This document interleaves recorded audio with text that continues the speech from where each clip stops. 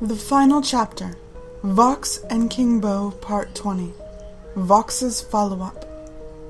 Hi X, I'm not fully finished with what I was going to post in my update, but I promised to post at the end of the week, and I do have part. If you are interested, I'm happy to continue.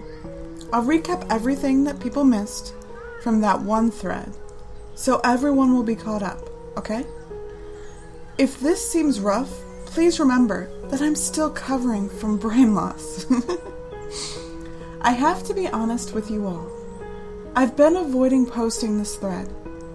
It's not that I'm concerned with how it'll be received or anything like that. X has been nothing but wonderful to me. And I know there are at least a few of you who have been waiting on an update from me. The problem is that every time I go to write things up, they end up sounding more and more surreal. There's either nothing going on or something very important. I sort of think that people who believe in the paranormal live with that really weird split. Either the world is much more mystical than it lets on, or we're going insane. And to be totally honest, I'm worried that I might be going insane. I don't know how many people remember my thread a few months ago, but it involved my childhood imaginary friend, King Beau of the Quiet Place, and some really weird visions I was having. I think there's a big file of the whole thing somewhere online, for those who are unfamiliar with the topic. I'll try to sum things up for you. When I was small, I had a friend. I won't say invisible, because he never bothered to be seen by anyone else who was around, and I can't readily say imaginary these days. King Beau was a monster, a humanoid being with an albino complexion, a crocodile smile that stretched nearly to his ears.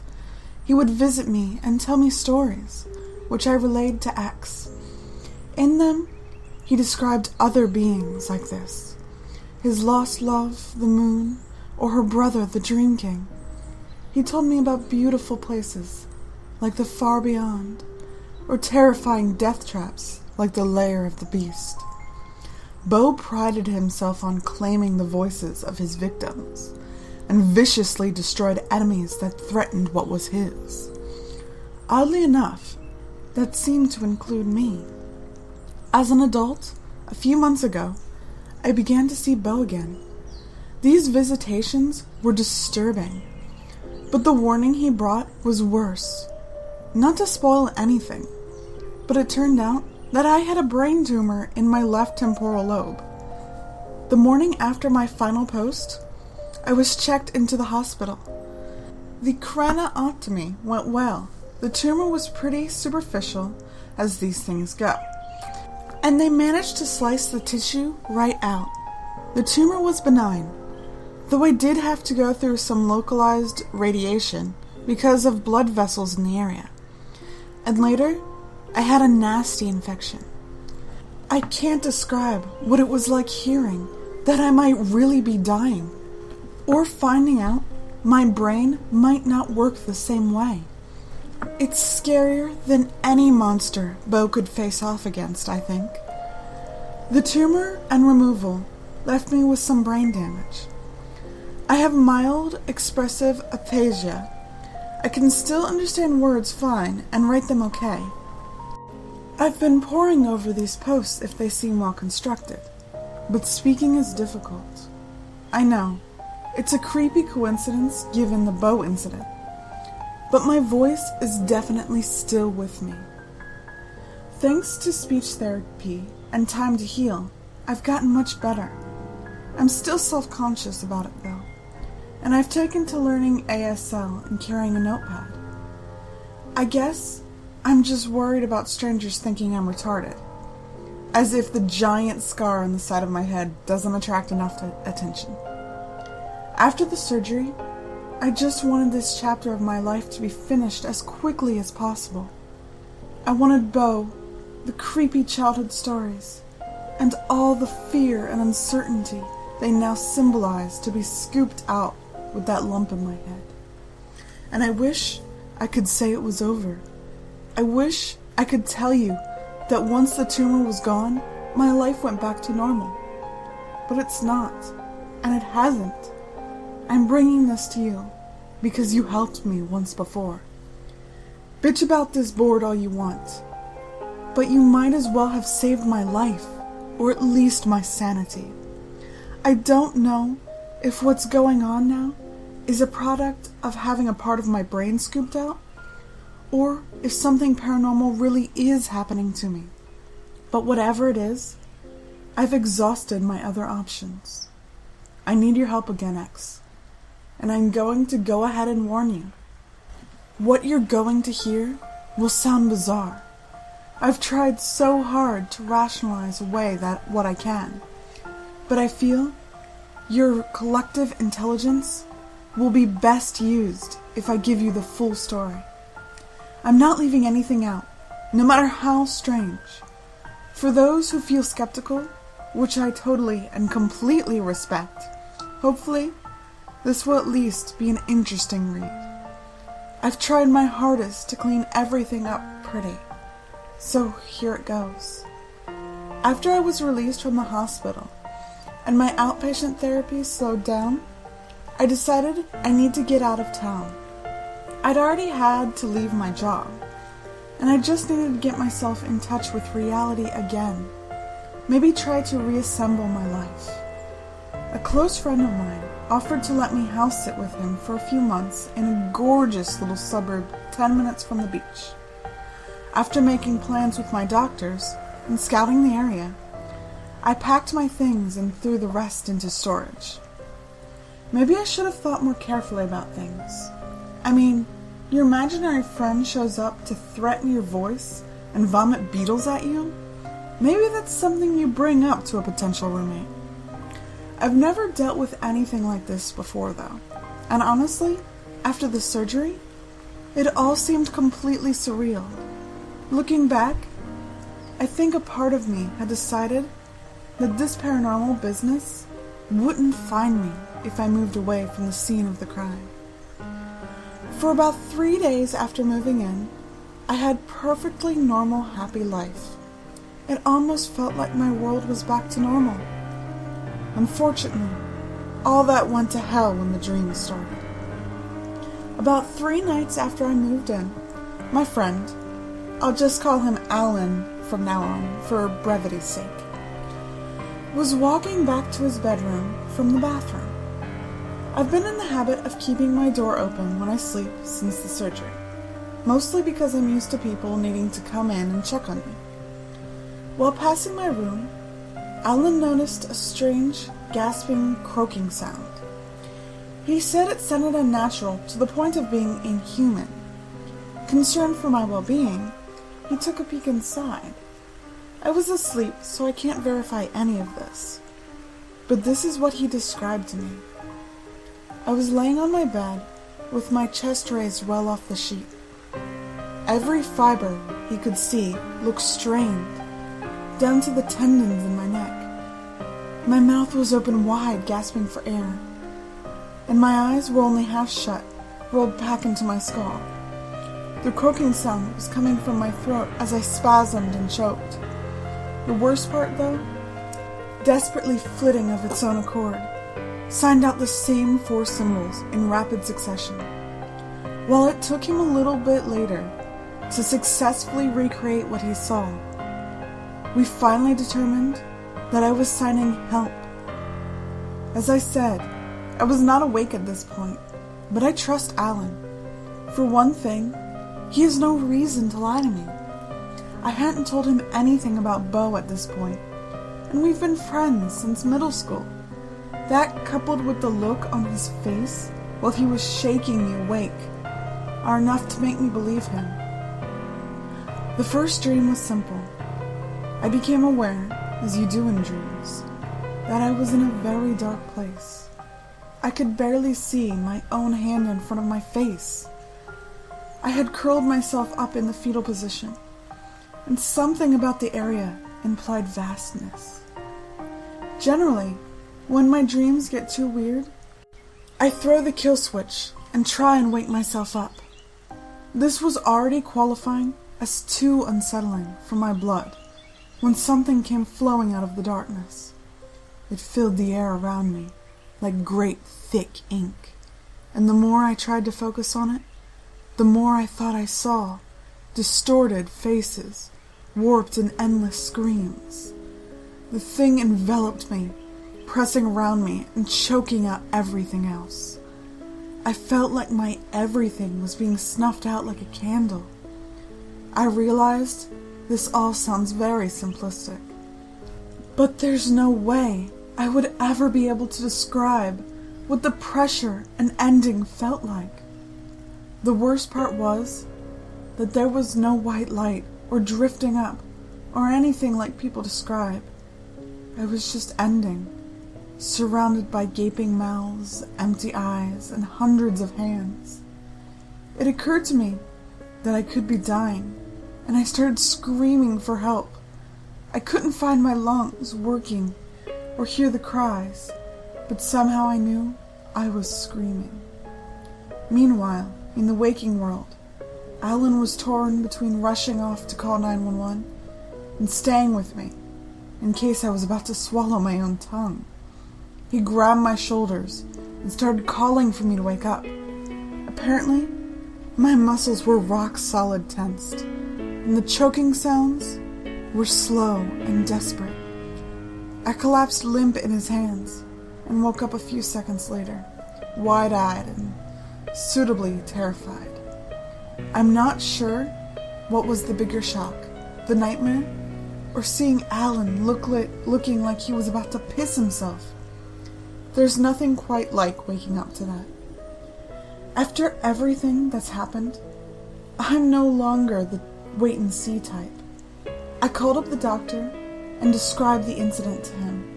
He listened to my description, and after some questions, while he admitted it might have been a seizure or something similar, I had been able to sign, and other than being shaken up and sore, I wasn't exhibiting any serious side effects. He assured me that it was likely a very vivid nightmare, but if it happened again, I should make an appointment with my new local specialist. Of course, it happened again. For the next week, my dreams were plagued with either a vision of floating through an infinite nothing, being stalked, or the ink beast pouncing and trying its hardest to devour me. I found that on nights that I dreamed of wandering, I would wake up in strange places, like the corner of my closet, in the living room, etc. I broke down and visited the neurologist. I told myself, and Alan at the time, it was because I couldn't take any more exhaustion. But I admit that part of me feared every night. I waited. The monster came closer and closer to winning me over. It was the equivalent of a psychological waterboarding.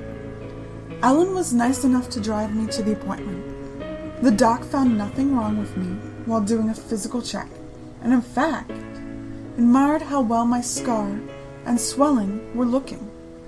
Instead, he recommended I make an appointment with a therapist he knew. He assured me that the post-traumatic stress with the serious surgeries like this wasn't uncommon, and it might make me feel better to be able to talk to a therapist about it. Personally, I have nothing against therapy, as weird as my tale is. I was raised by a doctor, and I have absolute faith in medical science, which does include psychology. I agreed to give therapy a shot and thanked him for his help. After the appointment, Alan and I stayed out, got dinner, and tried to relax. I have to give my friend credit. He had no idea what he was heading into, but you couldn't find a more supportive person. On the way home, we took a small road to avoid traffic and enjoy the late spring evening.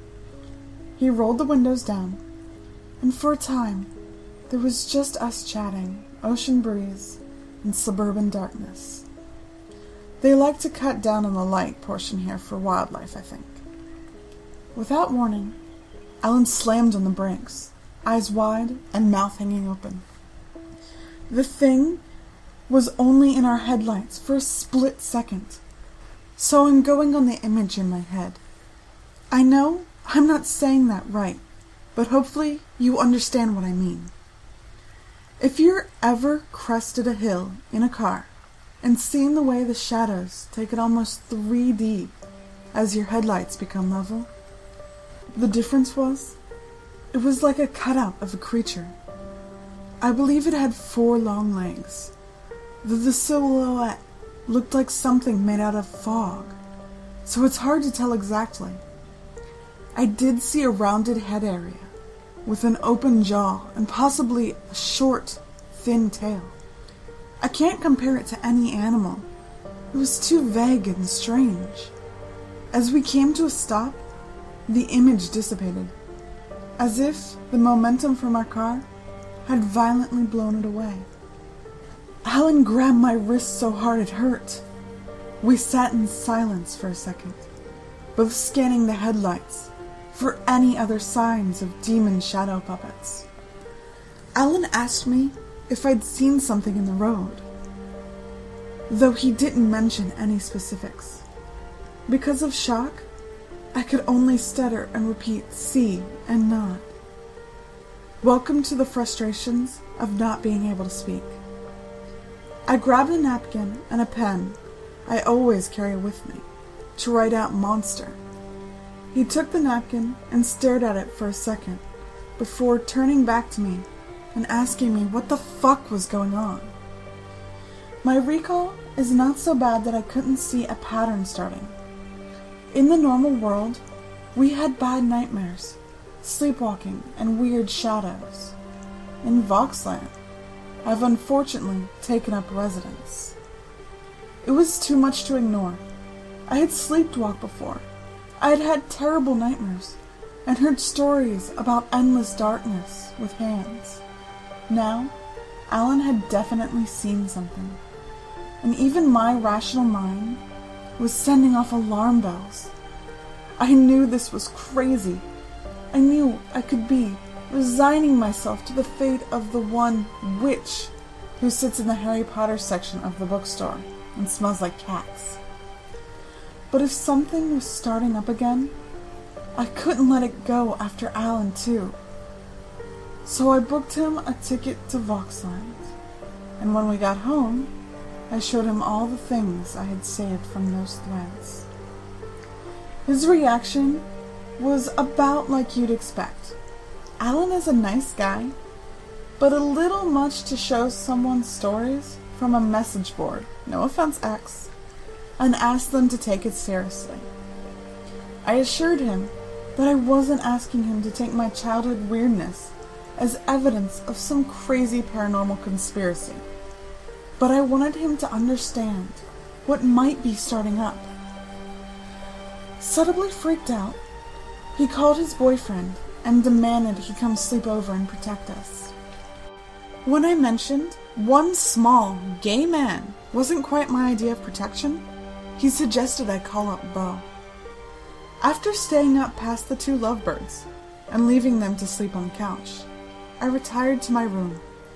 I couldn't help but feel like there was something terribly wrong with my life.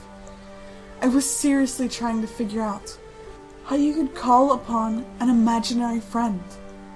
I almost posted on X right then. But honestly, my pride wouldn't let me. I mean, how would that look? Hey guys, I need your help calling up my own damn imaginary creation because I saw a spooky shadow. No offense to people who need that help though. Just, in a way, I feel like Beau was my monster.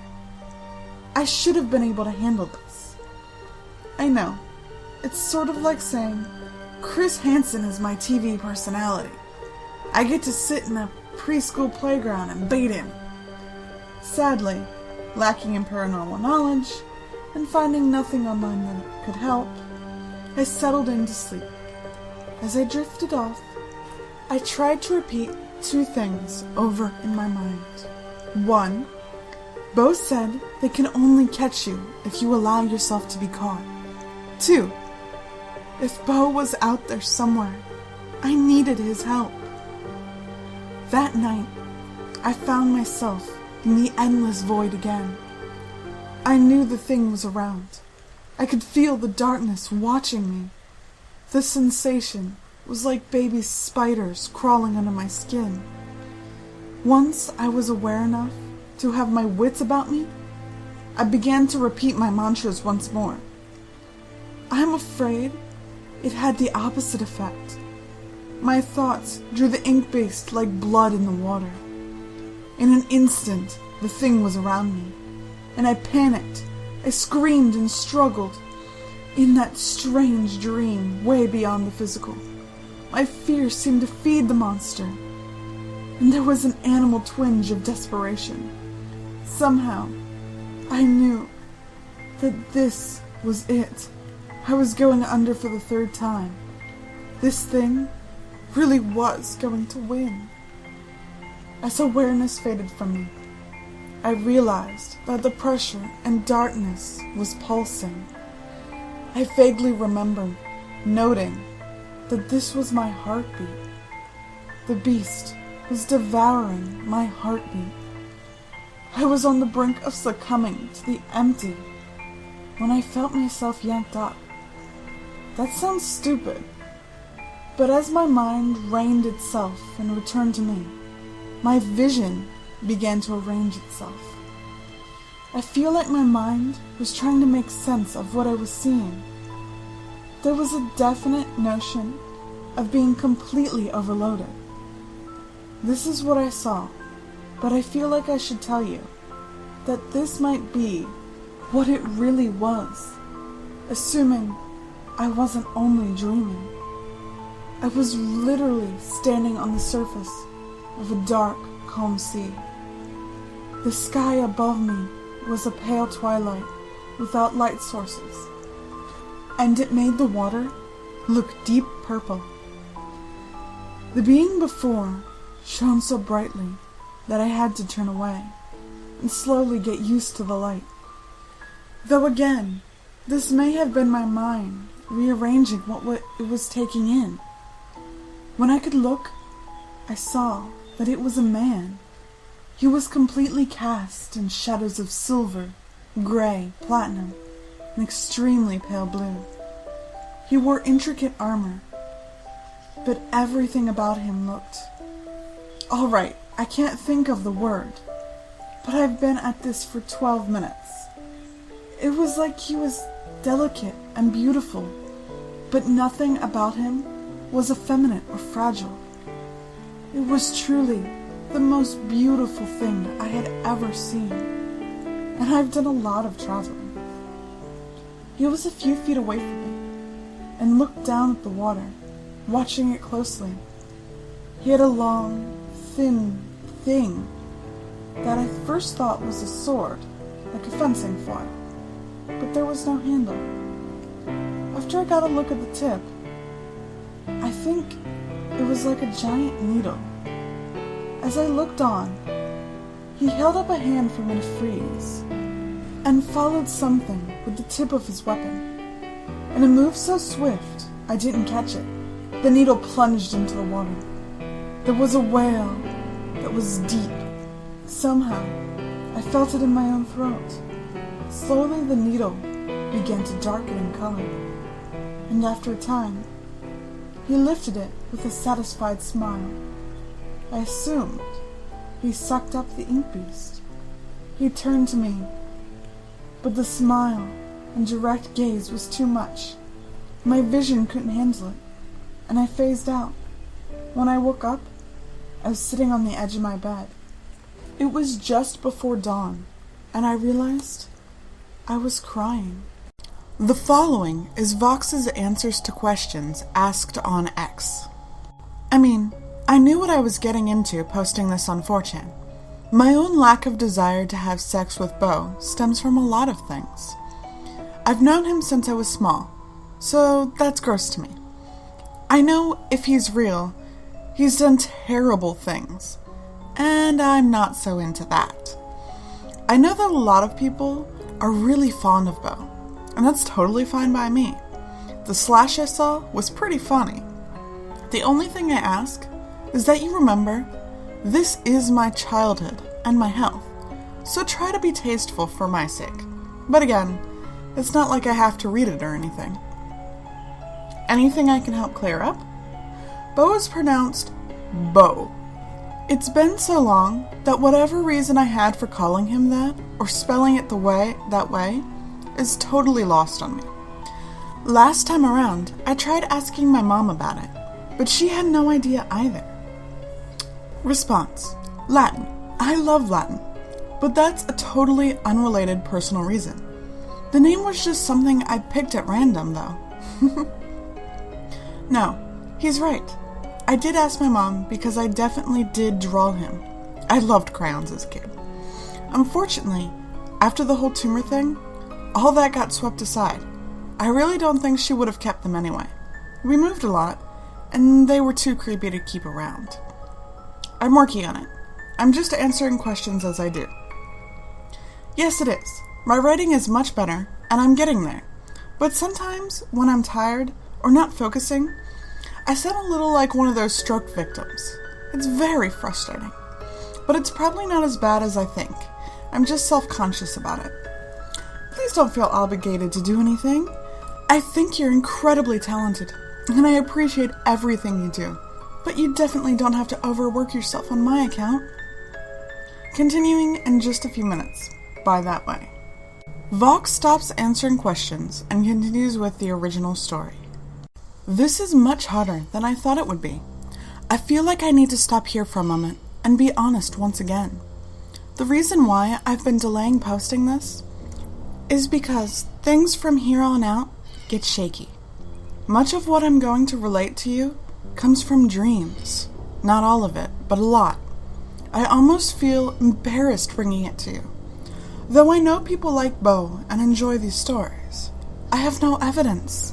I can't tell you one way or the other what I know for sure. The only thing I can say is this is what I've seen, and here's why I need your help. So just getting that out of the way now. The reason I need your input, X, is because I'm worried that Beau might be in trouble. I'm not asking for anything kooky, like psychic warriors or craziness like that. I just don't understand what I'm seeing. But I feel like it's important. If Beau is real, I owe him this. He came back to save my life. The next morning, it didn't take much to compose myself. I felt incredibly well rested, very peaceful. Even Alan mentioned that I looked much better. I couldn't explain the dream, but I didn't really want to. Whatever the reason or cause, it was a solid win for my personal well-being. The day was completely calm, and I went to bed that night, sure I was going to get a decent night's sleep. I was sort of right. In my dream, I walked along a beach with silver sand. I recognized the twilight sky and dark purple ocean, but I didn't feel like I was being watched or in danger. I felt nothing, but it wasn't the empty nothingness. My emotions were just flatlined. I'm not sure how long I walked in this trance, but I saw him again just down the way from me. He didn't move or look at me as I approached, and the overload light was very much toned down. It was like he'd gone from being high definition to something much more bearable for my sake. I stopped a few steps from him and waited. Vox, he said. I didn't exactly hear it as much as know it. In the past, I've used my trip name in place of my real name. But this time, he actually said the word Vox. It sent shivers down my spine, and then I realized I had a spine. Something about him saying the name solidified what I was. I wasn't the real me exactly. I was Vox, some strange hybrid of a story and memories and a million random thoughts. He waited patiently, and I realized he wanted me to do the same thing. I had a moment of uncertainty, but I forced myself to push it aside. I was under the dreams rule now. I had to play. Dream King is what I said. Something saying it brought him further into focus.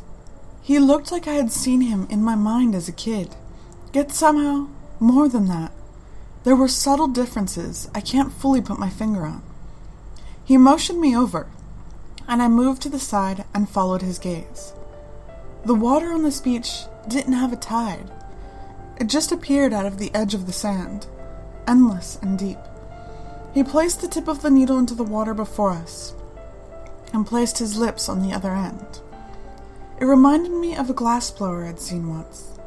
The water rippled and swirled, and soon I saw images inside the pool.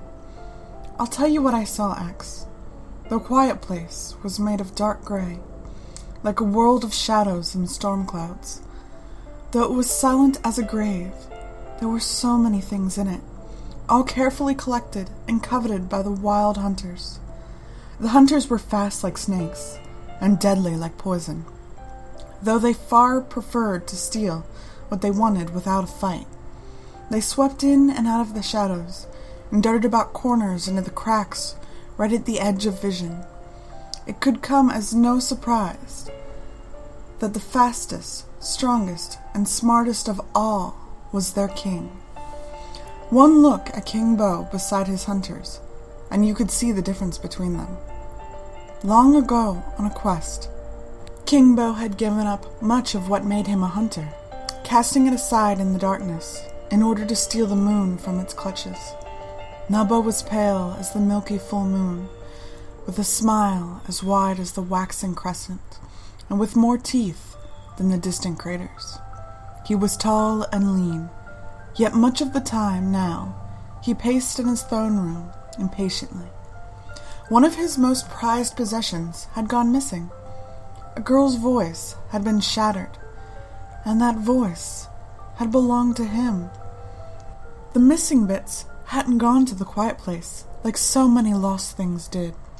His hunters had been unable to find them, no matter how much he screamed and threatened and wailed and yowled at them. They tried to bring him the voice of other girls, or remind him that he had a great, manly voices otherwise. But none of that mattered. When Beau believed he was owed a prize, nothing could quell his rage. He decided that if his hunters were so worthless, only he could undertake this quest. He set out first and foremost to speak with the being who owed him help, who knew the girl in his own way. The fields of the Dream King was very much the same as it had been, though there were fewer bird-like bones and happier dream catchers. For those unfamiliar, the dream catchers are creatures that lay on the ground and suck up the dreams as they drift along like a fog. Dreams, of course, while sweet and addictive, are really only pretty nothingness. They have no substance. But since Beau's last visit, the catchers had taken to spearing and eating the much more powerful nightmares as they flew about. Beau ignored their reaching tendrils, and any that tried to catch him were sliced off clean by his dagger or claws. He was in no mood to play games with these beings. Beau was on a mission, and anything in his way was forfeit to his violent lust.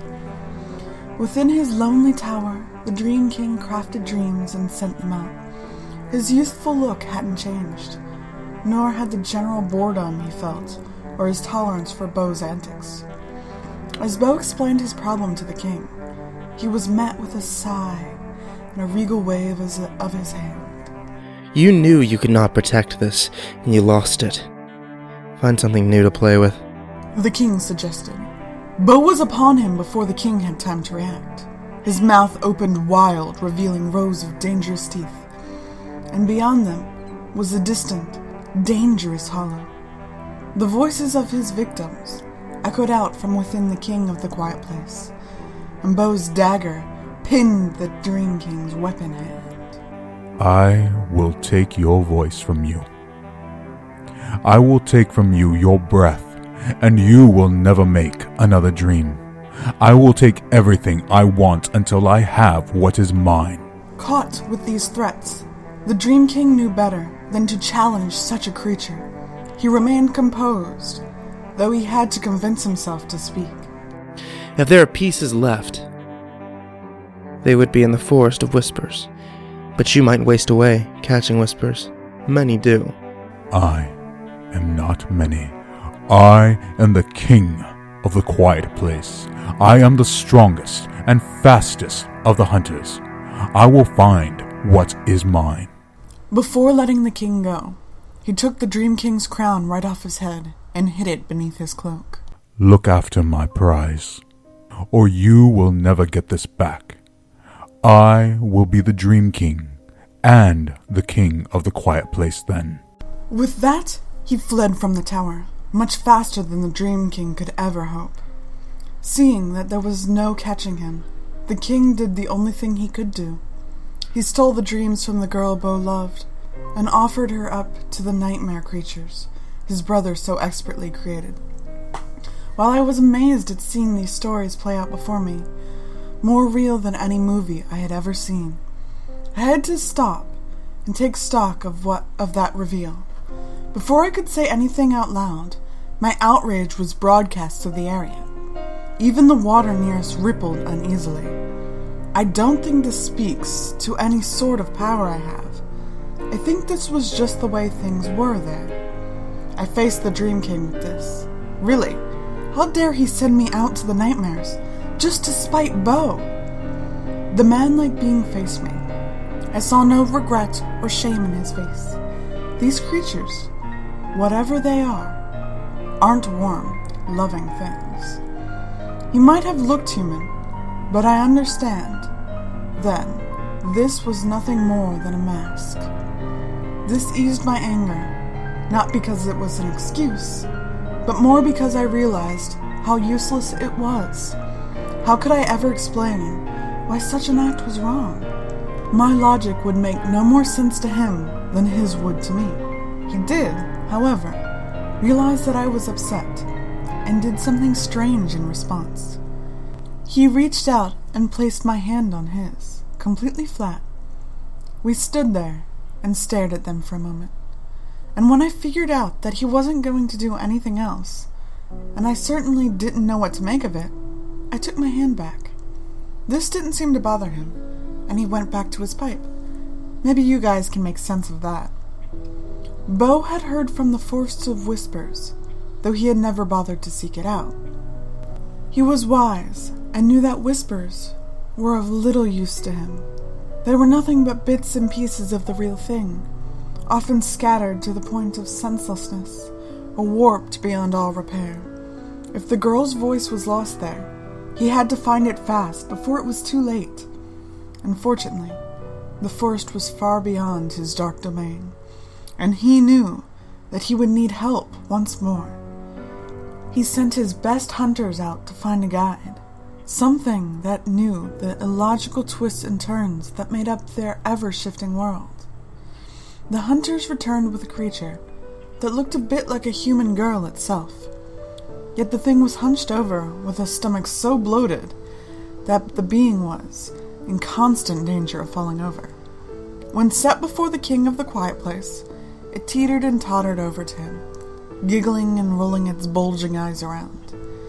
The thing crawled right upon him and placed its greasy, filthy fingers on his lips, as if they were trying to pry his mouth open. "I like your smile," she gurgled. He knocked her off in one mighty hit, so hard that she skid and she flew to the ground like a rag doll. Take me to the Forest of Whispers. I command you as the king of the quiet place. The she-monster was up in a flash and shot off on all fours to crawl right back up him. She stared Beau right in the face and opened her mouth in the widest, wildest cackle imaginable. From the look of disgust on Beau's face, one could imagine how horrible the smell must have been. The she-beast reached both of her hands into her mouth and began to pull on her tongue. It wriggled and unraveled as she pulled yard after yard from her bloated belly. Finally, all that was left was a writhing mass of pink worms, too smooth to be guts and too foul to be anything other than putrid. The she-body was left sunken and lifeless on the ground. Go, Beau ordered. The worms went into a momentary frenzy before shooting off in the same general, if chaotic, direction, leaving his hunters to do what they would with the rotting body. He followed as quickly as he could, which was very fast, being the fastest of all. Meanwhile, the Dream King sat in his tower, watching and waiting for the nightmares to descend upon the girl. Though he could see her, not exactly, he could feel her mind searching for dreams, and he took some pleasure in denying them from her. As is fitting of the Lord of Dreams, he found himself wandering from this game and once more focusing on his endless craft. It was only when a great disturbance struck him that he returned his thoughts to the cruel task. From within his tower, he could feel that something had gone very wrong. A nightmare had not found the girl as it should have. Displeased with having to leave his tower, but realizing that he would never get his crown should anything happen to the girl because of him, he left the dream fields to find the dreamer. When he found the dark creature tormenting her, attempting to end the light of her being, he quickly slayed it. Otherwise, the monster would never have let her be, having already tasted her essence. As the Dream King, he knew that this was all very wrong, and when he cast out his dreams to bring him information, what he saw on Beau's journey made him even more worried. At this point, I felt a restlessness. It was becoming harder to focus, and my body wanted to move about. I tapped the Dream King's arm, and he looked up at me with understanding. I wish I could explain to you what his eyes looked like, but there's no way. Not even without brain damage. The last thing I remembered focusing on were his lips as he spoke. Vox, take care. I woke up so late that my alarm had actually given up the fight. I don't know how to feel about the things I'd seen. I know I've hammered this home plenty, but I'm really not the type to jump into bizarre conclusions.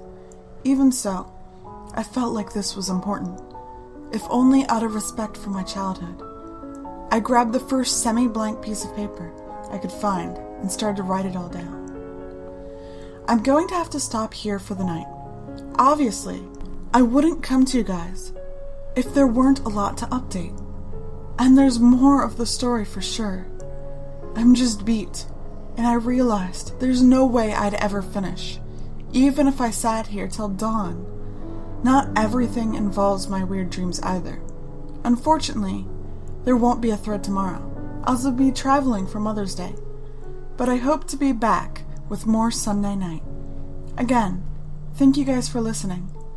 I know this is all completely fantastical, but X has always been so patient and awesome to me.